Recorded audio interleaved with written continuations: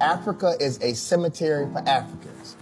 When an African becomes rich, his bank accounts are in Switzerland. He travels to France for medical treatment. He invests in Germany. He buys from Dubai. He consumes Chinese. He prays in Rome or Mecca. His children study in Europe. He travels to Canada, USA, and Europe for tourism. If he dies, he will be buried in his native country. Africa is just a cemetery for Africans. How could a cemetery be developed? Aujourd'hui, la religion, c'est devenu un gros problème pour nous en Afrique, parce que nous, on chante pour réveiller le peuple, et les religieux leur disent de se calmer, d'attendre le paradis de demain. Mais en attendant, les religieux, ils ont déjà le premier paradis ici. Voilà, ils ont déjà le premier paradis. Mais nous, on a envie de goûter au premier paradis, c'est-à-dire l'eau, l'électricité, la sécurité sociale, etc. Et donc, voilà, j'ai décidé d'aborder le sujet de manière simplement qu'il ne faut pas obliger l'autre à aller au paradis avec soi. Si tu veux aller au paradis, tu vas au paradis, parce que chacun a enterré, à moins que ce soit dans une guerre où il y a comment on appelle, les tombes communes, là, comment on appelle ça. Mais je pense que c'est vraiment pas cool de donner cette image-là à la religion. Parce que moi, la religion que mon père m'a appris, c'est une religion d'amour. Pour moi, la religion, c'est intime. Tu vois, c'est une religion de rapprochement.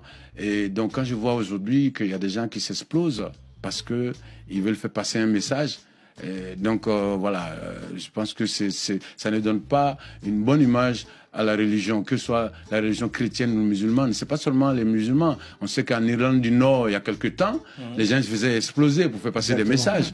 Donc, j'ai voulu juste aborder ce sujet-là sans attaquer qui que ce soit. J'espère que je vais pouvoir sauver un ou deux jeunes. Mboromi, ndigal li an nañ ci waaye xaalis taxul de. xaalis taxul ndax ñu juboo ak sunu xol. dëgg rek tax. dëgg rek tax. dëgg rek tax. xaalis taxul. dëgg rek. xaalis taxul moos. dëgg rek tax. dëgg rek tax. dëgg rek tax. xaalis taxul. dëgg rek tax. xaalis taxul. xaalis taxul. dëgg rek tax. xaalis taxul. xaalis taxul. dëgg rek tax. Dramé yow sa waxtu jot na luy sa bëgg-bëgg ba mujj cigarette monsieur le maire. oui. amuloo cigarette may ko ci benn. waaw am naa cigarette sa sap am yow jox.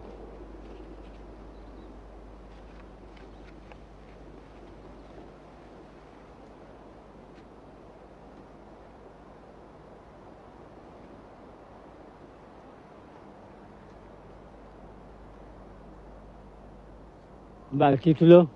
luy waral may tiit. ma ñaanal la bopp. te nga ñaanal waa Colobane te ba mag.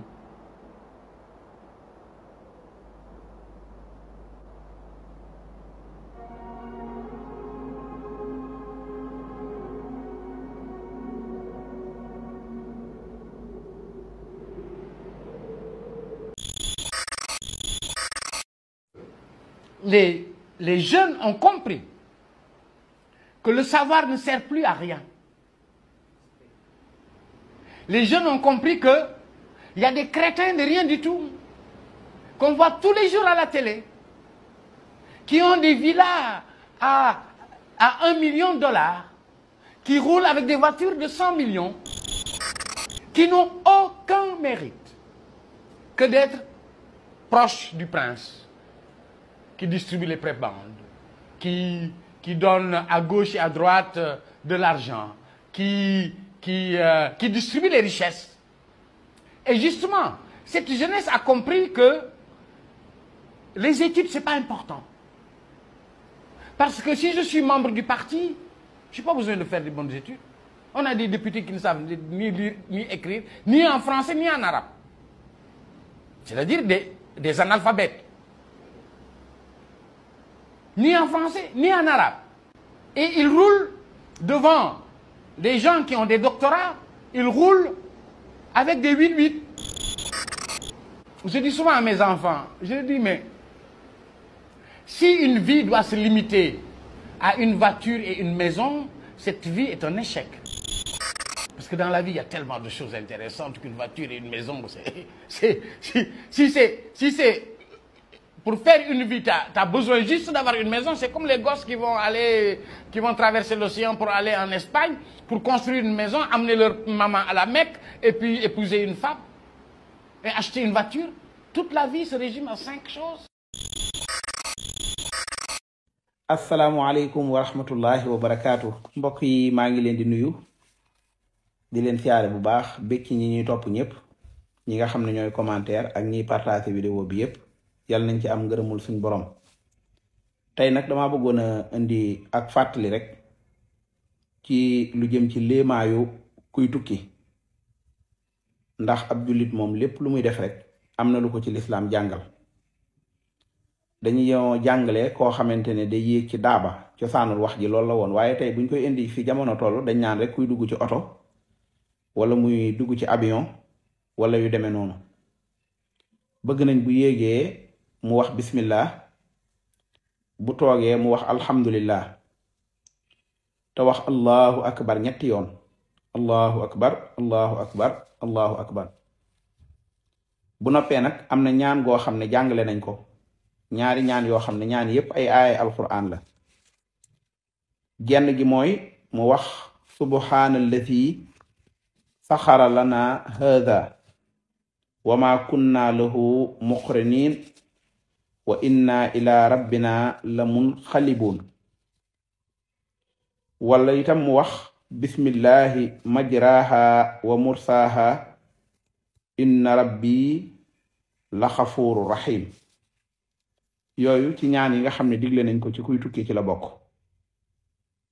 ndog-ndog dogal yàlla da koy indi, waaye nag dogal yu baree bari day am ay sabab yoo xam ne moom lay àndal.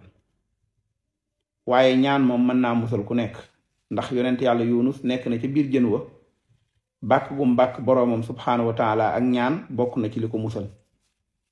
ab jullit it gannaaw li yàlla dogal ci moom mënta faat, bu agsee ci moom it mënu ci dara.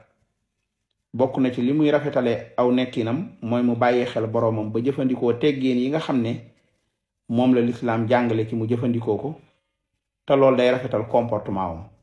moo tax bu ñuy wax jullit bi ne ko na nga saxoo am njàpp, ndax kaaraange la boo ko mënee na nga saxoo am njàpp. bu ñuy wax ab jullit ne ko booy tëdd na nga léemu, ndax dana tax a mucc. booy tëdd na nga léemu.